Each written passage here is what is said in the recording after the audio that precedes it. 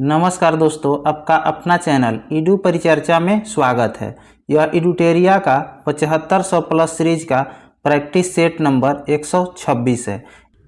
इससे पहले चैनल पर 125 वीडियो अपलोड कर दिया गया है। उसका प्लेलिस्ट चैनल पर उपलब्ध है और इसका पीडीएफ हमारे टेलीग्राम चैनल ईडू परिचर्चा पर डेली डाल दिया जाता है, जिसका लिंक वीडियो के कमेंट बॉक्स या डिस्क्रिप्शन बॉक्स में डाल दिया जाएगा। वहां से आप पूरे वीडियो को जाकर देख सकते हैं और उसका पीडीएफ प्राप्त कर सकते हैं। आज का पहला प्रश्न है, नवजात शिशु की 3 माह तक की आयु के अध्ययन को क्या कहते हैं? तो इसका सही उत्तर हो जाएगा नियोनेटोलॉजी। नियोनेटोलॉजी हो जाएगा। और शिशु का अध्ययन केवल पूछेगा तो क्या हो जाएगा? पीडियाट्रिक्स हो जाएगा। ओंकोलॉजी में किसका अध्ययन किया जाता है? तो कैंसर का अध्ययन किया जाता है। एंटोमोलॉजी में तो कीटों का अध्ययन किया जाता है। कीटों का अध्ययन एंटोमोलॉजी में किया जाता है। सेकंड प्रश्न है, एक विशेष कार्य करने वाले समान कोशिकाओं के समूह को क्या कहते हैं? तो उत्तक कहते हैं। क्या कहते हैं? उत्तक। और हिस्टोलॉजी में किसका अध्ययन किया जाता है? तो उत्तक का अध्ययन किया जाता है। घाव भरने में सहायक उत्तक कौन सा होता है? तो एपिथेलियम उत्तक। एपिथेलियम। रक्त एक प्रकार का संयोजी उत्तक का उदाहरण है। आगे है प्रश्न, निम्न में से कौन सा जीव एक कोशिकीय नहीं है? तो इसमें सही उत्तर हो जाएगा जीवाणु। जीवाणु नहीं है। कौन कौन सा है? तो अमीबा हो जाएगा, क्लैमिडोनस हो जाएगा और कवक हो जाएगा। ये सभी जो है एक कोशिकीय है। और कवक के अध्ययन क्या कहलाता है? माइकोलॉजी। और शैवाल का अध्ययन क्या हो जाएगा? तो फाइकोलॉजी हो जाएगा। और जीवाणु के खोज किसके द्वारा किया गया था? लीवेनहॉक। और विषाणु की खोज किसके द्वारा? तो इवान विस्की के द्वारा किया गया था। प्रोटोजोआ का शरीर जो होता है एक कोशिकीय होता है। प्रोटोजोआ का शरीर एक कोशिकीय होता है। आगे प्रश्न है, रक्त में एबी वर्ग वाला व्यक्ति ऐसे व्यक्ति को रक्तदान कर सकता है जिसमें रक्त वर्ग हो। कौन सा रक्त वर्ग को कर सकता है? तो यह केवल एबी को कर सकता है। एबी को। और एबी में एंटीबॉडी नहीं पाया जाता है, केवल एंटीजन पाया जाता है। 2 प्रकार के एंटीजन पाया जाता है, ए और बी। और ओ में क्या पाया जाता है? तो एंटीबॉडी पाया जाता है। एंटीजन इसमें नहीं पाया जाता है। जिसको ओ को क्या कहा जाता है? सर्वदाता रक्त समूह। सर्वदाता रक्त समूह। और एबी को सर्वग्राही रक्त समूह कहा जाता है। और रक्त समूह का खोज किसने किया था? तो कार्ल लैंडस्टीनर ने किया था। कार्ल लैंडस्टीनर ने। और रक्त परिवहन या परिसंचरण की खोज किसने किया था? तो विलियम हार्वे ने। आगे प्रश्न है, एमिनो एसिड की आवश्यकता किसके संश्लेषण के लिए होता है? तो इसका सही उत्तर हो जाएगा प्रोटीन। और प्रोटीन शब्द किसने दिया था? तो बर्जिलियस ने दिया था। बर्जिलियस ने। सबसे अधिक प्रोटीन किससे प्राप्त होता है? तो सोयाबीन से प्राप्त होता है। 20 अमीनो मिलकर एक प्रोटीन का निर्माण करता है। आगे है, मानव शरीर में संक्रमण रोकने में मदद करने वाला विटामिन कौन सा हो जाएगा? तो विटामिन ए। और इसका रासायनिक नाम क्या हो जाएगा? रेटिनॉल हो जाएगा। और B1 का रासायनिक नाम क्या हो जाएगा? थाइमिन। और विटामिन डी का नाम क्या हो जाएगा? कैल्सिफिरॉल। और ई का क्या हो जाएगा? टेकोफेरॉल। और सी का क्या हो जाएगा? एस्कॉर्बिक एसिड हो जाएगा। विटामिन के का रासायनिक नाम पूछा जाएगा तो फिलोक्विनोन हो जाएगा। फिलोक्विनोन। आगे है, निम्न में से विशालतम स्थलचर वन प्राणी कौन सा है? तो अफ्रीकन हाथी हो जाएगा। अफ्रीकन हाथी। सबसे ऊंचा स्तनी पूछेगा तो जिराफ हो जाएगा। जिराफ। सबसे बड़ा कपी पूछेगा तो कौन सा हो जाएगा? गोरिल्ला। गोरिल्ला हो जाएगा। आगे प्रश्न है, निम्न में से कौन सा जोड़ा सही है? तो सी नंबर सही है। अपघटक बैक्टीरिया जो है अपघटक के अंतर्गत आते हैं। प्राथमिक उपभोक्ता में कौन सब आते हैं? तो बकरी आते हैं। द्वितीय में कुत्ता आते हैं। और उत्पादक में कौन आते हैं? तो पादप जो है उत्पादक में आते हैं। हिरन किस में आ जाएगा? तो हिरन भी प्राथमिक उपभोक्ता में हो जाएगा। आगे है पुष्प में नर लैंगिक अंग कौन से हैं, तो कौन सा हो जाएगा, पुंकेसर हो जाएगा। और मादा कौन सा हो जाएगा, स्त्री केसर हो जाएगा। और सत फल के उदाहरण कौन कौन सा है, तो सेब और कटहल हो जाएगा, सेब और कटहल। पुंकेसर में परागन पाए जाते हैं, परागन कहाँ पाए जाते हैं, तो पुंकेसर में परागन पाए जाते हैं। आगे है निम्नलिखित में से तत्वों के कौन से समुच्चय की संयोजकता एक समान है, तो MgCa और Ba का। सबसे अधिक इलेक्ट्रॉन बंधुता किसका होता है, तो क्लोरीन का। और सबसे अधिक विद्युत ऋणात्मक कौन है, तो फ्लोरीन हो जाएगा। आगे प्रश्न है कांच के निर्माण में निम्नलिखित में से किसका प्रयोग कांच माल के रूप में नहीं किया जाता है, तो एल्यूमिना का।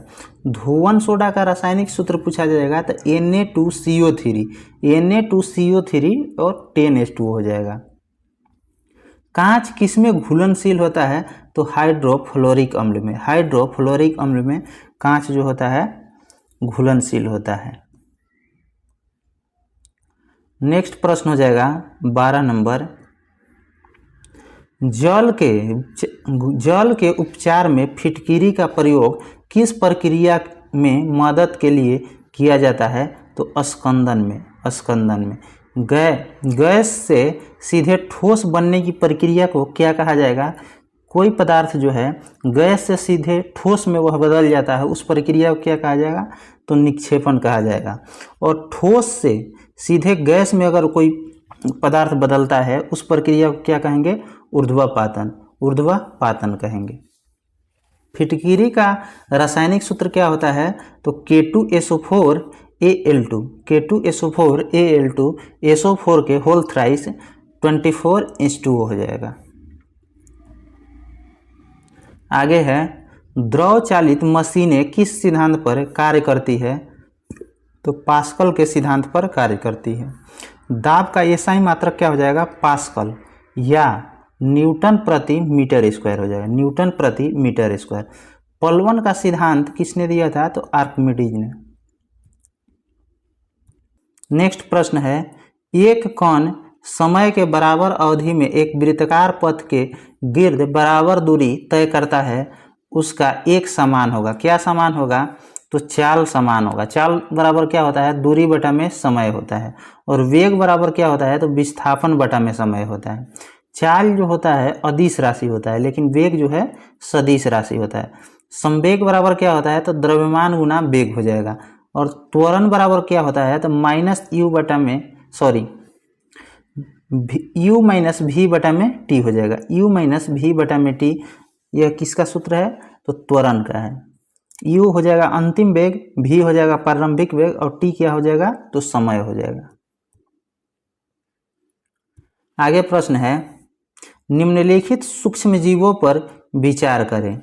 उपयुक्त में से कौन सा जैविक नाइट्रोजन स्थिरीकरण के लिए जिम्मेदार होता है, तो इसमें जो है जीवाणु और कवक जिम्मेदार होता है। नाइट्रोजन के स्थिरीकरण में राइजोबियम जो है मुख्य भूमिका निभाता है। जीवाणु का नाम किसने दिया था, तो एहरेनबर्ग ने। कब, तो 1829 में। और खोज किसने किया था, ल्यूवेनहक ने किया था। आगे है ऊष्मीय मान को किस मात्रक द्वारा प्रदर्शित किया जाता है, तो जूल प्रति किलोग्राम। संयंता का मात्रक पूछा जाएगा, तो न्यूटन सेकेंड प्रति मीटर स्क्वायर हो जाएगा। अगला प्रश्न है निम्न में से कौन सा सादा उस वस्तु की छोटी छवि बनाएगा जो उसके सामने रखी जाए, तो यह कौन सा हो जाएगा, उत्तल दर्पण। और इसका प्रयोग गाड़ी के साइड मिरर के रूप में भी किया जाता है। और कार के हेडलाइट के रूप में किसका प्रयोग किया जाता है, तो अवतल दर्पण का। आगे है सीवी रमन को उनके किस प्रयोग के लिए नोबेल पुरस्कार दिया गया था, तो प्रकाश के प्रकीर्णन के लिए नोबेल पुरस्कार कब दिया गया था, तो 1930 में। आकाश का नीला रंग किसके कारण दिखाई देता है? तो प्रकाश के प्रकीर्णन के कारण। आगे है, धन परिचालन की मात्रा में वृद्धि के कारण बढ़ते मूल्य की अवस्था क्या कहलाती है? तो मुद्रास्फीति कहलाती है, मुद्रास्फीति। नई आर्थिक नीति की शुरुआत कब हुआ था? तो 1991 में। किसके द्वारा? तो मनमोहन सिंह के द्वारा। अवमूल्यन भारत में अभी तक कितने बार हुआ है? तो 3 बार, 1949 में, 1966 में और 1991 में। आगे है, गोल्डन हैंडशेक निम्न में से किससे संबंधित है? तो कर्मचारियों की स्वैच्छिक सेवानिवृत्ति से। कर्मचारी राज्य बीमा अधिनियम कब आया था? तो 1948 में, 1948 में। आगे प्रश्न हो जाएगा, किस सरकारी एजेंसी ने राज्य सांख्यिकी की एक पुस्तिका विकसित की थी? तो नीति आयोग की स्थापना 1 जनवरी 2015 को और योजना आयोग की स्थापना 15 मार्च 1950 को हो जाएगा। सेबी की स्थापना कब हुआ था? तो 1988 में, 1988 में। वाणिज्य के किस पहलू से वूल एंड वियर संबंधित है? तो स्टॉक बाजार से। और शेयर मार्केट को नियंत्रण कौन करता है? तो सेबी करता है। और सेबी की स्थापना कब हुआ था? तो 1988 में हुआ था। आगे प्रश्न है, भारतीय अर्थव्यवस्था में कोर सेक्टर के अंतर्गत आते हैं। तो इसमें 8 प्रकार के उद्योग आते हैं। कौन कौन आते हैं? तो यहाँ 4 दिया हुआ है। कोयला आता है, सीमेंट आता है, पेट्रोलियम आता है, स्टील आता है, प्राकृतिक गैस आता है, उर्वरक, बिजली एवं रिफाइनरी उत्पादन इसमें शामिल होते हैं। कोर सेक्टर में 8 प्रकार के शामिल होते हैं। आगे प्रश्न है, तेलुगु कृति अमुक्त माल्यद के लेखक कौन है? तो कृष्णदेव राय हो जाएगा, कृष्णदेव राय। अष्टदिग्गज यानी 8 कवि किसके दरबार से संबंधित थे? तो कृष्णदेव राय के दरबार से।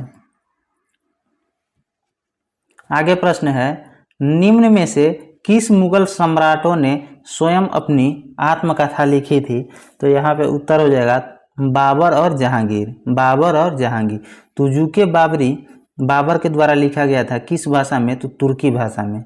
और तुजुके जहांगीर के द्वारा लिखा गया था, किस भाषा में? तो फारसी में लिखा गया था। आगे है, निम्न में से कौन सा भारत आने वाला पहला अंग्रेज जहाज था? तो कौन सा हो जाएगा? रेड ड्रैगन हो जाएगा, रेड ड्रैगन। द्वितीय गोलमेज सम्मेलन में भाग लेने के लिए गांधी जी ने किस जहाज से गए थे? तो राजपूताना जहाज से। किससे? राजपूताना जहाज से लंदन गए थे। आगे है, राजा रंजीत सिंह को राजा की उपाधि किसने दिया था? तो जमान शाह ने दिया था। किसने? जमान शाह। चिलियावाला का लड़ाई कब हुआ था? तो 1849 में, 1849 में। ब्रिटिशों ने पंजाब को निम्न में से किस वर्ष में अपने राज में मिला लिया था? तो इसका सही उत्तर 1849 में हो जाएगा। लेकिन यहाँ पे आंसर ये लगाया हुआ है, आप लोग देख लीजिएगा इसको एक बार। लाहौर की संधि कब हुआ था? तो 1846 में। नेक्स्ट प्रश्न हो जाएगा, भारत में अस्थाई स्वशासन का जनक किसे कहा जाता है? यानी स्थानीय स्वशासन का जनक किसको कहा जाता है? तो लॉर्ड रिपन को। अस्थाई बंदोबस्त की शुरुआत किसने किया था? लॉर्ड कर्नवालिस ने। राज हड़प की नीति की शुरुआत किसने किया था? तो डलहौजी ने किया था। आगे है, अहस्तक्षेप नीति का अर्थ क्या है? तो कुछ प्रतिबंधों का हट जाना। और यह किसने अपनाई थी? तो सर जॉन शोर ने अपनाई थी। नेक्स्ट प्रश्न हो जाएगा, भारतीय संविधान के किस अनुच्छेद में विधि के सम्यक प्रक्रिया के सिद्धांत को शामिल किया गया है? तो अनुच्छेद 21 में। अवसर की समानता किस में है? तो अनुच्छेद 16 में है, अनुच्छेद 16 में। प्राण एवं दैहिक भी किसमें है? तो अनुच्छेद 21 में है। नेक्स्ट प्रश्न है, भारतीय संविधान में पंचवर्षीय योजना को किस देश के संविधान से लिया गया है? तो कहाँ के संविधान से? तो रूस के संविधान से लिया गया। मूल कर्तव्य भी रूस के संविधान से लिया गया है। और ऑस्ट्रेलिया से क्या लिया गया है? तो प्रस्तावना की भाषा लिया गया। ऑस्ट्रेलिया से प्रस्तावना की भाषा। और अमेरिका से मौलिक अधिकार। मौलिक अधिकार कहाँ से लिया गया है? अमेरिका से लिया गया। विधि द्वारा स्थापित प्रक्रिया कहाँ से लिया गया है? तो जापान से। और पंचवर्षीय योजना की शुरुआत अगर पूछा जाएगा तो 1951 में हुआ था। अगला प्रश्न है 33 नंबर, सर्वोच्च न्यायालय में न्यायाधीश नियुक्त होने के लिए व्यक्ति को कम से कम कितने उच्च न्यायालय का एडवोकेट होना चाहिए? तो इसका सही उत्तर हो जाएगा 10 वर्ष। सर्वोच्च न्यायालय की व्याख्या किस अनुच्छेद में किया गया है? अनुच्छेद 124 में। अनुच्छेद 124 में। आगे प्रश्न है, सर्वोच्च न्यायालय के अपने आदेशों की समीक्षा करने का अधिकार किस अनुच्छेद में दिया गया है? तो 137 में। 137 में।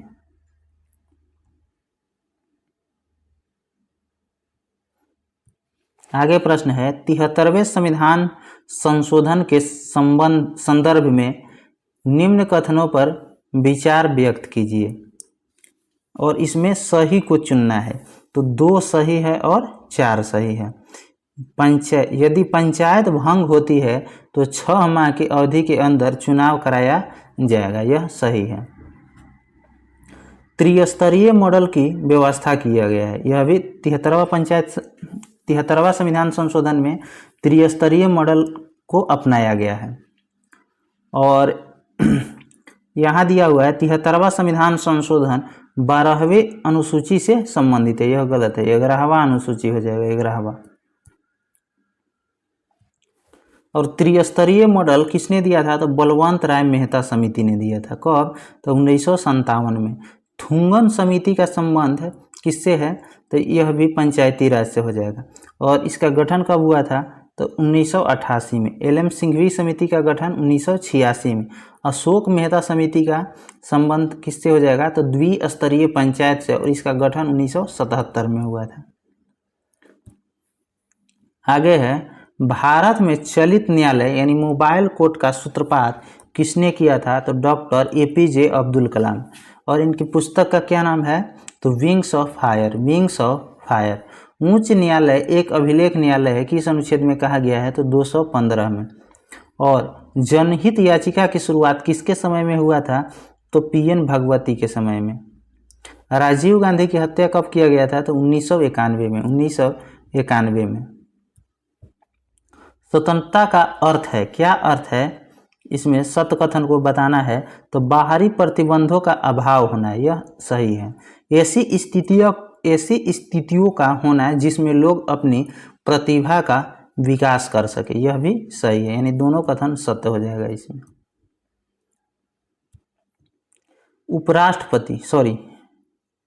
राष्ट्रपति एवं उपराष्ट्रपति की जमानत राशि कितनी होती है? तो 15,000 रुपया होता है, 15,000। आगे प्रश्न है, लोकसभा चुनाव का कोई प्रत्याशी अपनी जमानत खो देगा यदि उसे प्राप्त ना हो। कितना मत प्राप्त अगर नहीं होता है तो उसको जमानत राशि जब्त कर लिया जाता है। तो वैध मत का 1/6 भाग अगर प्राप्त नहीं होता है तो जो 15,000 जमानत राशि रहता है उसको जब्त कर लिया जाता है। लोकसभा अध्यक्ष और उपाध्यक्ष की व्याख्या किस अनुच्छेद में किया गया है? तो अनुच्छेद 93 में। आगे है, संविधान को एक पवित्र दस्तावेज किसने कहा था? तो B.R. अम्बेडकर ने। किसने? B.R. अम्बेडकर ने। उद्देश्य प्रस्ताव को किसने पेश किया था? तो जवाहरलाल नेहरू ने। आगे प्रश्न है, आर्थिक नियोजन भारतीय संविधान की किस सूची में वर्णित है? तो समवर्ती सूची में। जनगणना किस में है? संघ सूची में। और पुलिस हो जाएगा राज्य सूची में। भारतीय संविधान सभा में कुल कितनी महिला सदस्य थी? तो इसका सही उत्तर हो जाएगा 15। और उसमें एकमात्र महिला मुस्लिम सदस्य थी। कौन? तो बेगम एजाज रसूल थी, बेगम एजाज रसूल थी।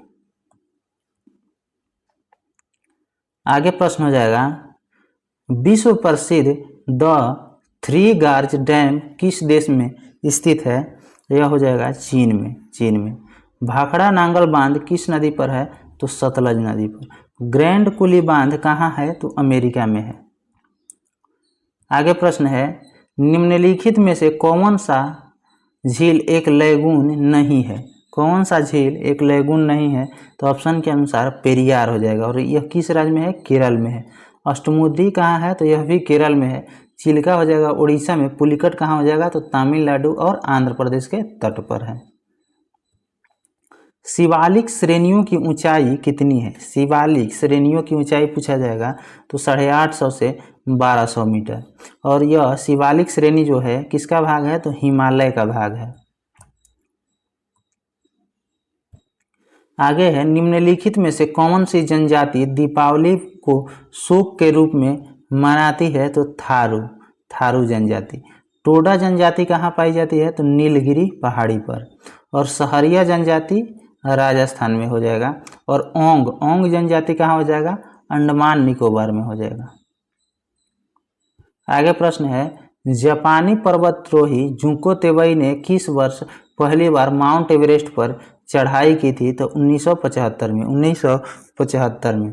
तेजिंग और हेलेरी कब एवरेस्ट की चोटी पर चढ़े थे? तो 1953 में।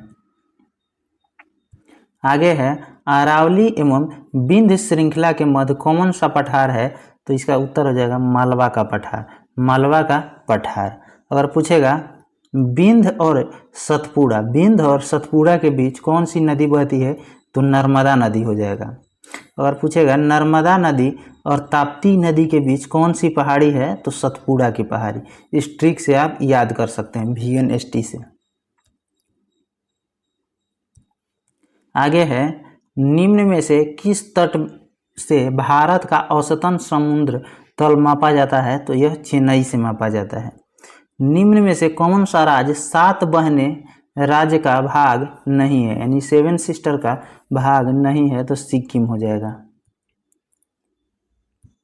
आगे है, भारत की निम्न में से कौन सी पर्वत श्रेणी केवल एक ही राज्य में फैली हुई है? तो अजंता, अजंता की पहाड़ी। आगे है, निम्नलिखित में से कौन सुमेलित नहीं है? तो कलिंग पुरस्कार यहाँ पे 1951 दिया हुआ, यह गलत है। ऑस्कर की शुरुआत कब हुआ था? तो 1929। कलिंग शायद 1952 हो जाएगा। और मान बुकर की शुरुआत 1969 हो जाएगा। दादा साहब फाल्के भी 1969 हो जाएगा।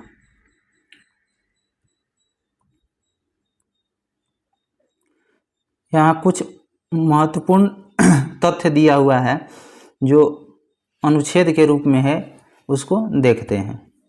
अनुच्छेद 1 में क्या है? तो राज्यों का संघ है।